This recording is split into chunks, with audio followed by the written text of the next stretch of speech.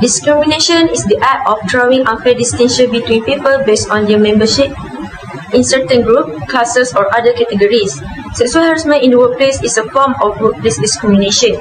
It may take many forms including catcalls, whistle and sexual jokes or comments that can cause offended sensation in women employees.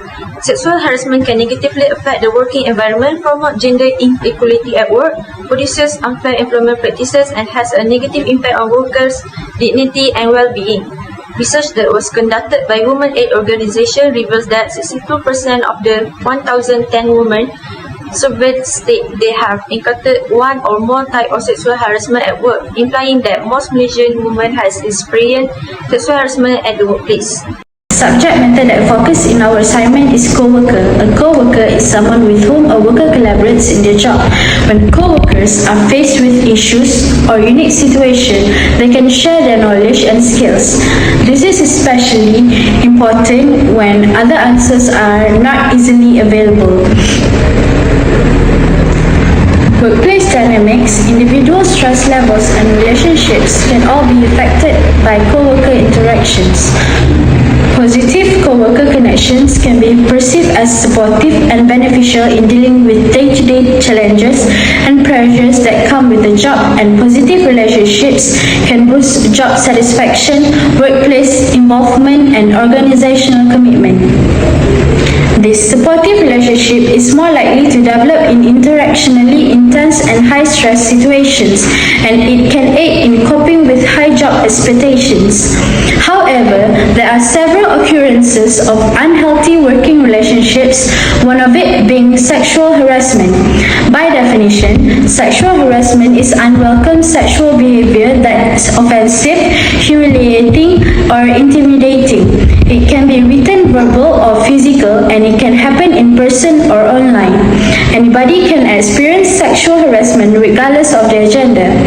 When it happens at work, school, or uni, sexual harassment may amount to a form of discrimination. When sexual harassment happens in workplace, it is an issue which trade unions should actively deal with, as it is usually the result of power relations in the workplace, so the most vulnerable and least protected workers are most likely to be under threat. It is one of trade union responsibility, as it is an organized associations of workers in a trade, group of trades or profession formed to protect and further the rights and interests of its members. This article addresses the subject of sexual harassment among co-workers in the workplace. As for issues in the article, in Article 1, based on case Muhammad Rosli bin Abdul Hadi versus IK Plastic Syndrome Berhad, it is stated that a sexual harassment by a QA supervisor, Muhammad Rosli, has been reported by one of the victims, Rosna Soha binti Muhammad Nasir, plaintiff. She has been harassed by the defendant physically as he purposely touched the plaintiff on the hand when he tried to give kiss to the plaintiff. Other than that, the defendant also verbally and non-verbally harassed the plaintiff by saying obscene words and sending inappropriate text messages using the word phone.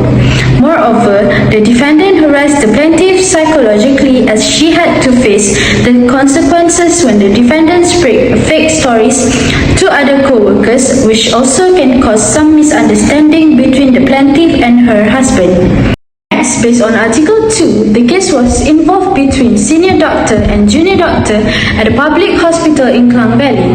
There were reports on orthopedics department head at a Klang Valley hospital who allegedly made unwanted sexual advances against housemen that have cast a spotlight on the bullying culture in the healthcare industry. The senior doctor targeted female house officers as his victim because he had the power to fail their housemanship.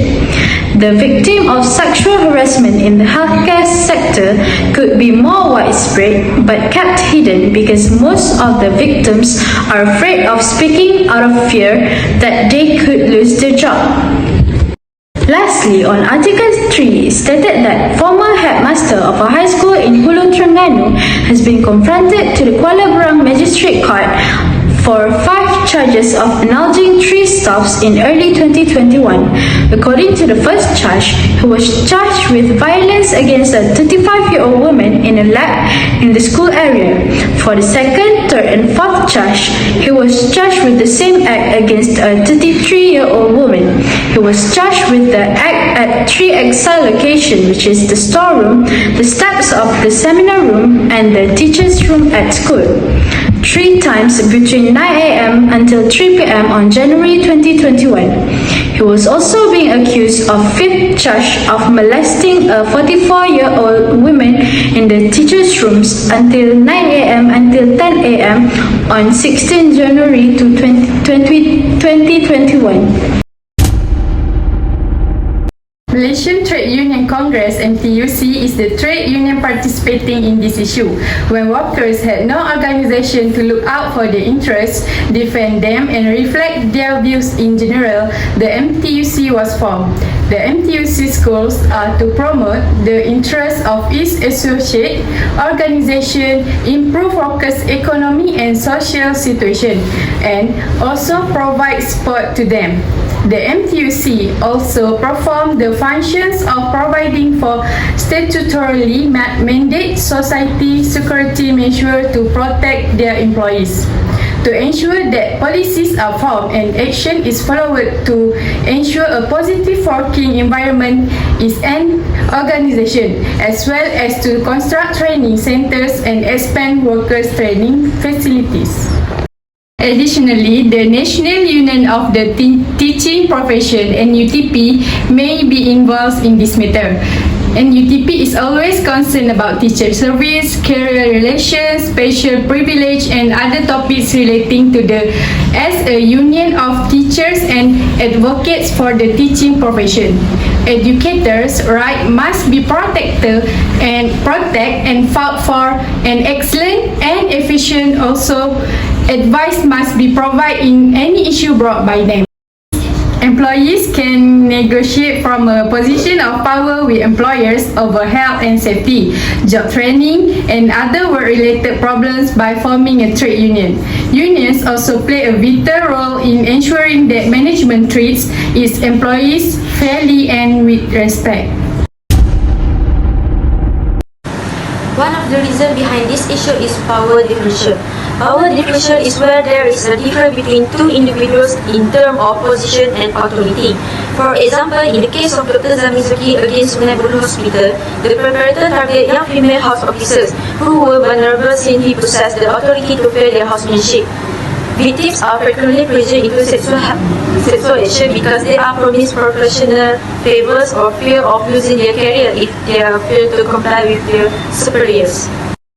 Another reason is some of the employees in the workplace are unaware and not understand the meaning of sexual harassment.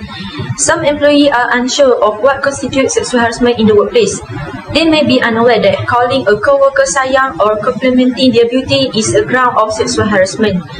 As an employee who works in an organization, they must understand that any word that are obscene and physical contact are against in a role in an organization. The first impact of sexual harassment in the workplace is it can reduce the victim's ability to carry out their work, which it may affect their interpersonal working too. The victim will avoid work-related responsibilities, and this behavior will be characterized by poor attendance, absenteeism, or neglectful. When an organization fails to establish proper reporting processes, victims may respond to harassment by withdrawing from work or avoiding contact with the cause of the stress, which can lead to serious organizational difficulties. Sexual harassment may have more severe psychological consequences for the victim. Sexual harassment event can create an uneasy and unattractive working environment. Victims of sexual harassment will experience mental disorder, feeling of fear when alone, and feeling weak when coming across the sexual harasser. Emotional and mental trauma experienced by the victim will make them lose focus and interest in their work. Job satisfaction and the victim work performance will also decrease. Those cases are really petrifying, right? Now, I'm going to explain about the related concept with industrial relation. Industrial relation is about the relationship between employers and employees. The employees is someone who represented by management, while the employees by the unions.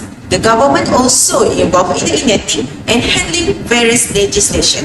Whenever problem arise in the workplace, the party involved in the trade union will try to solve those matters. For instance, the sexual harassment cases that involve among the employees and employees in the workplace. There were the section regarding sexual harassment in the Employment Act 1955. The Act provides specific guidelines on how the complaint of sexual harassment should be done by all parties involved. Section 81B, inquiry into complaints of sexual harassment.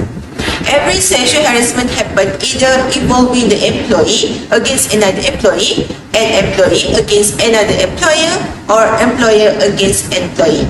Based on Section 81C, the employer who received the complaint from the employee should take disciplinary action such as dismissing the employee without notice, downgrading the employee, any punishment that he thinks suitable, or suspension without wages. But in the case the victim is another than employee, the person should be brought to the disciplinary authority for his action. For example, in the case of Muhammad Rosli bin Abdul Hadi versus IK Plastic Manufacturer, the victims of sexual harassment complains to the top management of the factory, and the manager sent the warning letters about his inappropriate actions toward other employees. The manager take action based on what he thinks suitable with the situation. They were also stated in the Act that if any employee failed to inquire, inform or submit the report of inquiry to Director General should be punished with the fine of not exceeding 10,000 ringgit.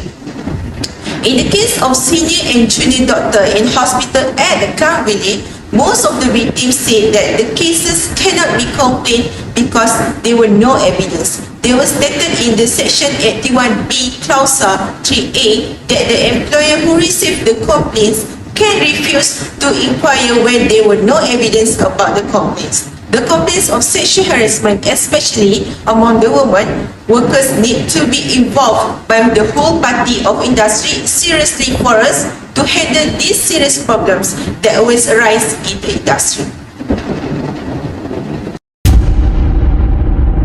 Following statement is the suggestion or recommendation for prevention of sexual harassment among female workers in Malaysia. First and foremost is the maintaining a healthy organisation climate for employees. Organizations have to regularly monitor of their employees' conditions so that we encourage them to make report to their management about any incident of sexual harassment.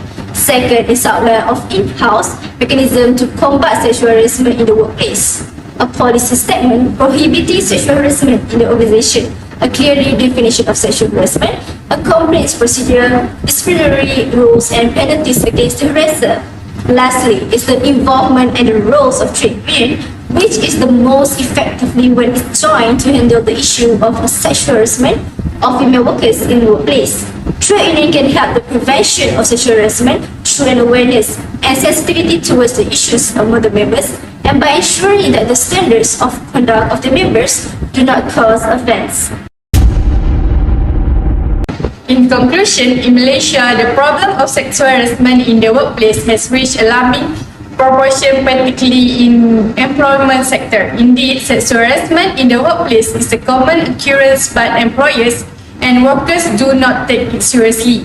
These instances of sexual harassment have had a significant influence the employee productivity, perhaps lowering the quality of their work day by day.